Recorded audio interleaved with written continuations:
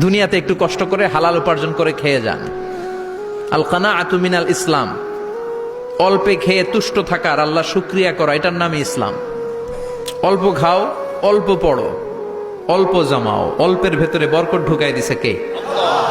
অনেকে দেখবেন অনেক খাই খাই নাই নাই করে, এটা যাদের স্বভাব তাদের কখনো বরকত হয় না। অল্প খাবেন, অল্প পড়বেন, আর হালালের সাথে সম্পর্ক করবেন। আল্লাহুম্মা কফিনি বিহালালিকা আন হারামিক ওয়া আগনিনি বিফাদলিকা আম্মান সিওয়াক।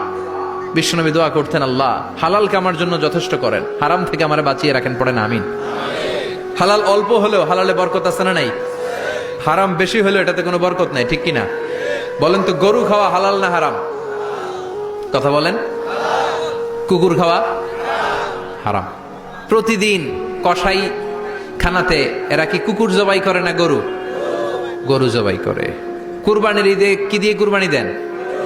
গরু। আচ্ছা, জবাই হয় বেশি গরু, খাই বেশি গরু, কুকুর খাই না। গরু বা গাভী বছরে বাচ্চা দেয় কয়টা? একটা। কুকুর দেয় কয়টা? 7টা 8টা, হিসাব নাই, কোনো ফ্যামিলি প্ল্যানিং নাই তো, দেদা আসছে দিচ্ছে। তো গাভী বাচ্চা দিল কম, কুকুরই বাচ্চা দিল বেশি।